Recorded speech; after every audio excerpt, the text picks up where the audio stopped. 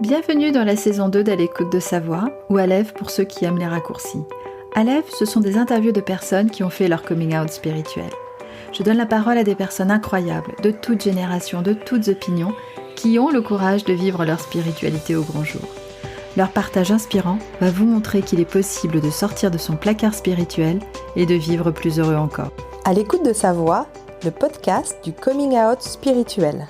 C'est développer le fait d'être dans l'instant présent. Alors c'est quelque chose qui est très au goût du jour avec en particulier le mouvement de la pleine conscience.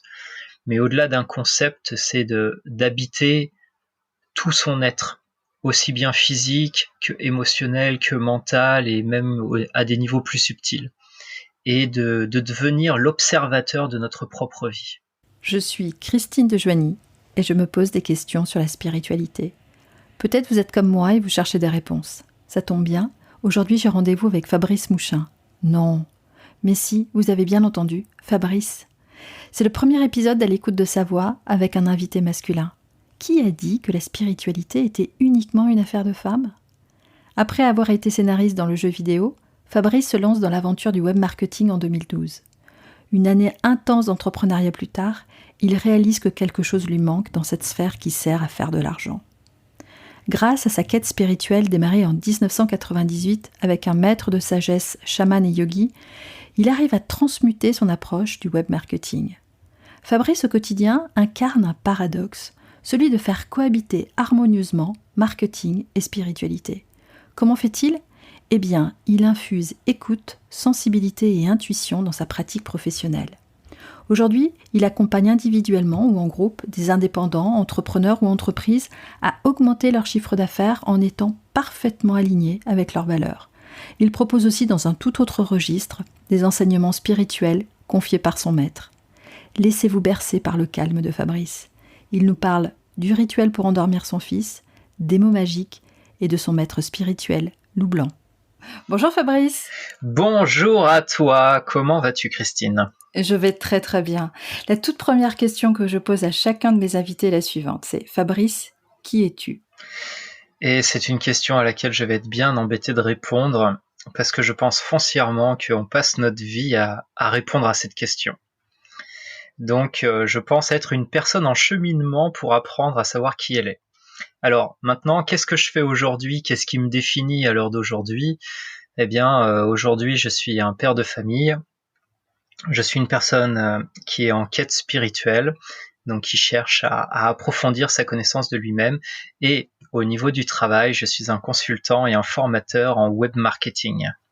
Qu'est-ce que peu de personnes savent sur toi ? Alors, ce que peu de personnes savent sur moi, eh bien, c'est que ma quête spirituelle, c'est quelque chose de très, très, très profond qui a commencé en 98, quand j'ai rencontré un maître de sagesse dont je suis les enseignements depuis lors et que j'ai voyagé pendant 10 ans à ses côtés un peu partout dans le monde à la rencontre de différentes traditions. Alors pas de façon temps plein, on partait entre 1 mois et 3 mois chaque année, mais ça m'a permis d'aller un peu partout, en Afrique, en Amérique du Nord, en Amérique du Sud, en Europe. Voilà, et ça, il y a peu de gens qui imaginent qu'il y ait une telle profondeur dans mes aspirations et ma pratique. Quelle est ta toute première pensée au réveil ? Ma toute première pensée au réveil. Alors ça, c'est une bonne question parce que du fait des enseignements que je suis, il y a de moins en moins de différence entre le rêve et ce qu'on appelle la réalité. C'est-à-dire que c'est pas tout d'un coup, je sors du rêve et c'est la journée qui commence. Mais c'est presque un fil continu. Alors ça dépend beaucoup de ce que j'étais en train de vivre dans le rêve. Alors on va rentrer dans le vif du sujet. C'est le podcast du coming out spirituel. Et la toute première question, c'est qu'est-ce que la spiritualité pour toi ?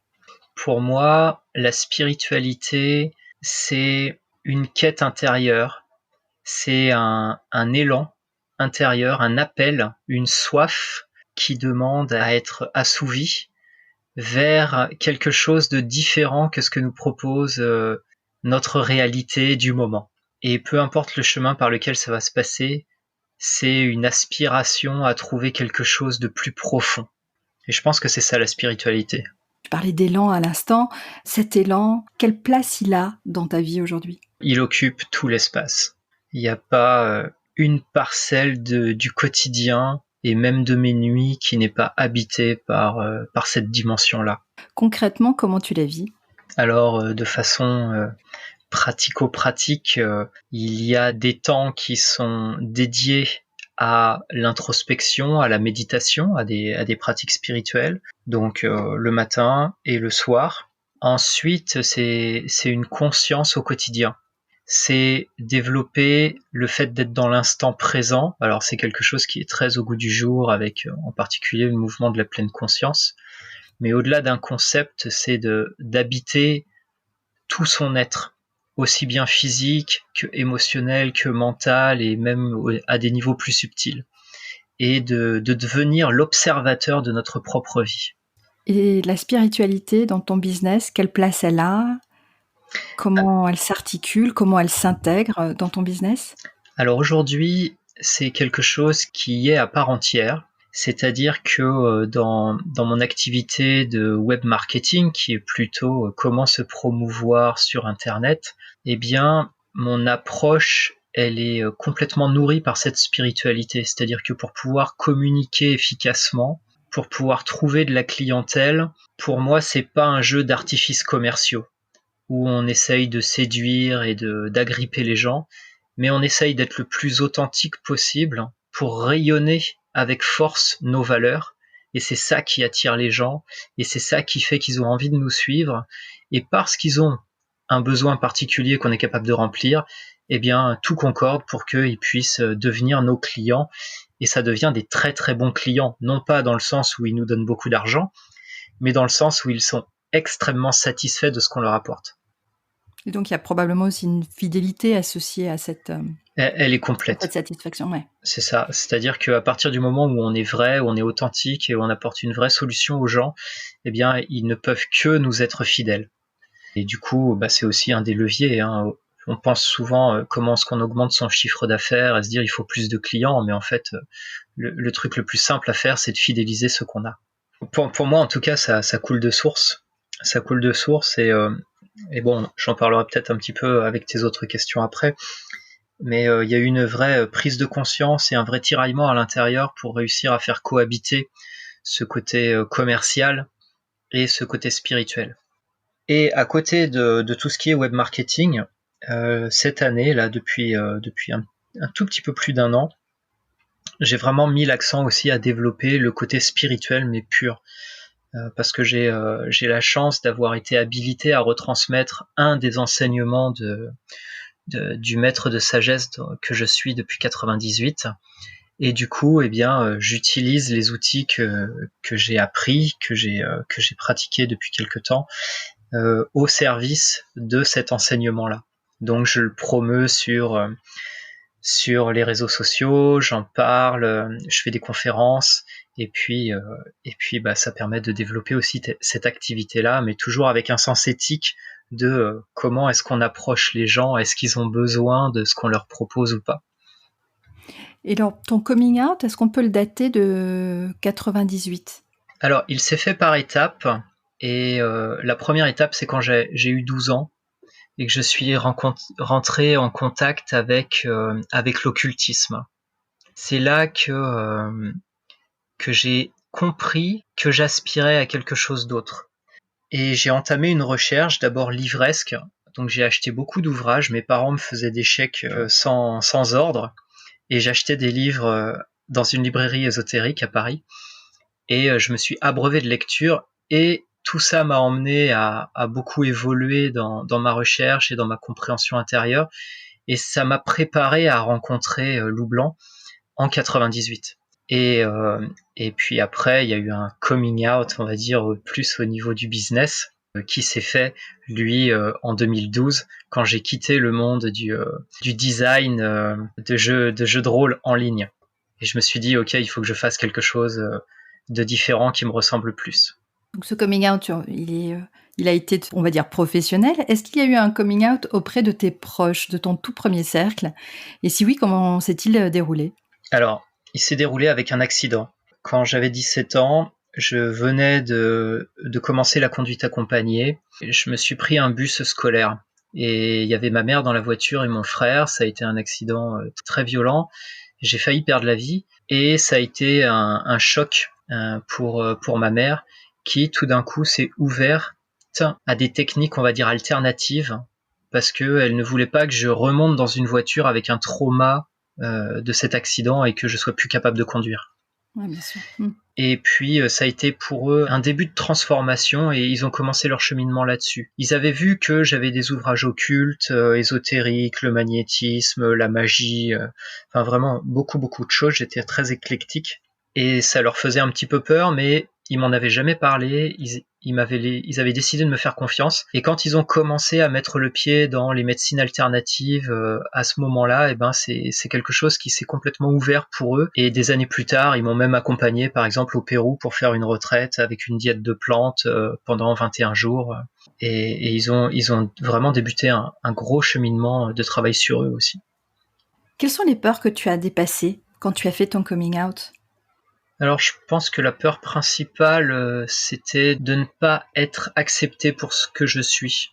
Ça a toujours été un peu compliqué de se dire tiens, mais si j'assume vraiment cette partie-là qui semble très paradoxale avec le marketing, est-ce que ça va fonctionner ? Est-ce qu'on va pas me prendre pour un fou ?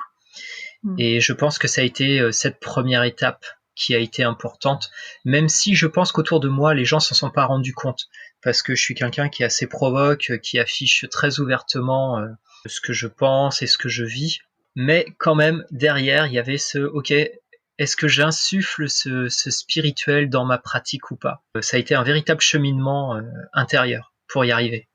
Est-ce qu'il y a encore des peurs qui te bloquent encore, et si oui, quelles sont-elles ? Alors la peur qui est encore là, ce serait de faire une bascule totale sur le spirituel et d'être capable d'en vivre, ça j'ai aucun souci, mais sereinement, c'est-à-dire sans avoir de pression. Parce que une des choses qui me travaille beaucoup, c'est que dès qu'on met des histoires d'argent dans le spirituel, c'est assez facile de basculer dans l'état d'esprit à vouloir faire de l'argent, alors qu'on est avant tout là pour apporter quelque chose à l'autre. Et j'ai une crainte par rapport à cette capacité à faire ce switch et à se dire je fais de l'argent avec le spirituel. Et j'ai pas du tout envie de tomber dans ce travers-là. Je pense que ma unique crainte, elle est à ce niveau-là. Quels conseils tu aurais aimé recevoir ? C'est-à-dire les conseils que tu n'as pas reçus et que tu aurais adoré recevoir ? Alors, c'est ceux que je donne aujourd'hui. Ouais. Évidemment.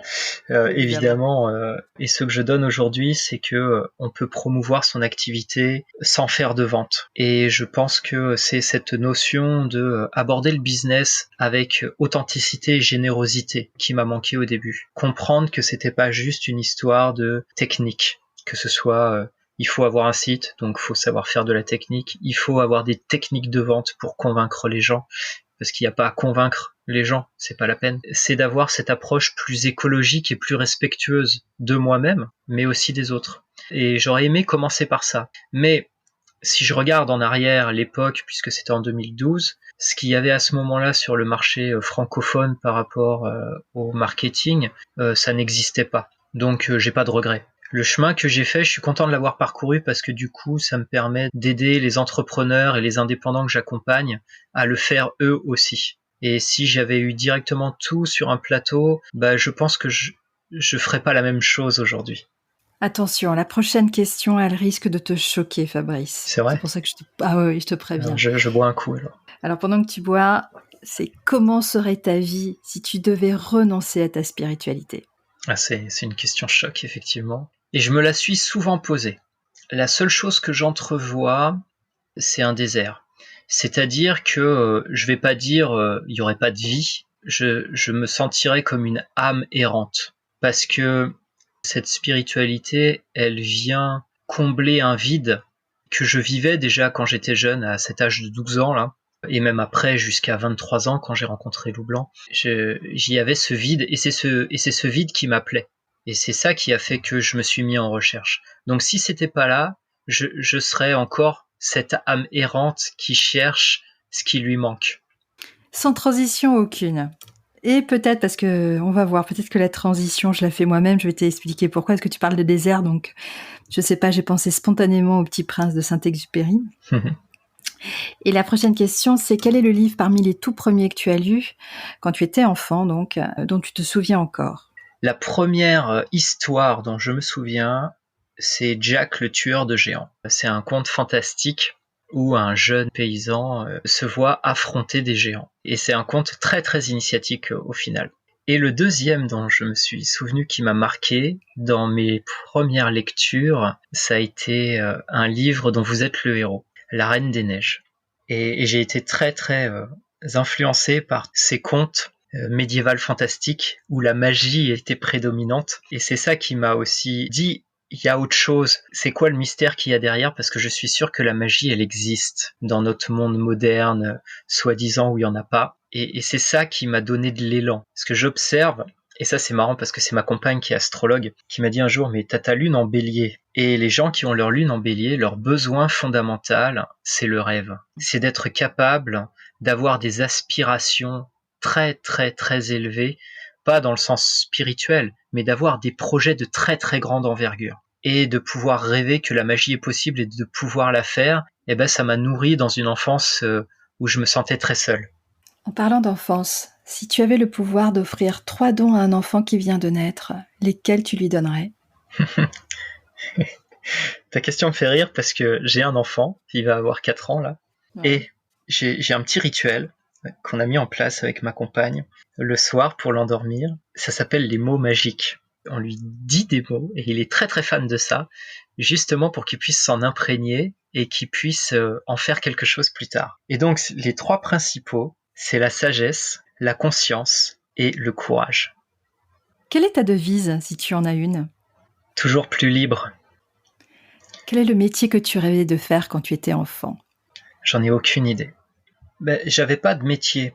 Ça m'intéressait pas en fait de travailler. Et je pense qu'à l'époque, j'avais pas vraiment la compréhension de ce que ça voulait dire que travailler. Et ce que je voulais, c'était de la reconnaissance. Et d'une certaine manière, l'occulte m'a donné un espoir dans ce sens-là. Alors, un espoir un peu bizarre parce que si j'étais pas respecté des autres, que j'avais pas de reconnaissance, je voulais pouvoir les faire tomber malades, leur lancer des boules de feu, leur en mettre plein les yeux. Donc c'était très très infantile comme façon de penser, mais j'avais pas un métier en particulier. Ce que je voulais, c'était juste de la reconnaissance et de l'amour. Quelles sont les 3 personnes que tu aimerais rencontrer au cours de ta vie? Je crois que je les ai déjà rencontrées. Tu veux partager ces rencontres avec nous? Ouais, bien sûr. Lou Blanc. Quand j'avais 14 ans, j'ai demandé à rencontrer un maître spirituel qui puisse m'enseigner et j'ai été comblé. J'ai rencontré ma compagne et j'ai rencontré mon fils. Qu'est-ce que tu emportes sur une île déserte? Un coussin de méditation. Alors, de façon beaucoup plus matérielle, quelle est l'appli qui est indispensable dans ton téléphone? Ah, c'est terrible. Alors j'en ai 2 qui me viennent en tête, qui me servent beaucoup. Je pense que je vais choisir CamScanner, qui permet donc de prendre en photo des documents et de les transformer en PDF. Et du coup, ça me permet principalement de scanner mes factures et de les envoyer automatiquement à la comptable. Et ça m'a changé la vie, ça. La deuxième application dont j'aurais beaucoup de mal à me passer, c'est LastPass, qui garde pour moi tous mes mots de passe.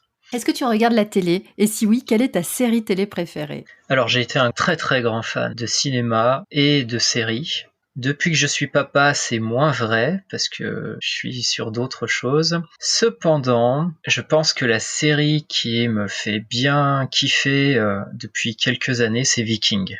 Quel est l'endroit sur Terre qui te ressemble? L'Écosse. De quoi es-tu reconnaissant? De tout. Quelle est la rencontre qui t'a marqué? Celle avec Lou Blanc.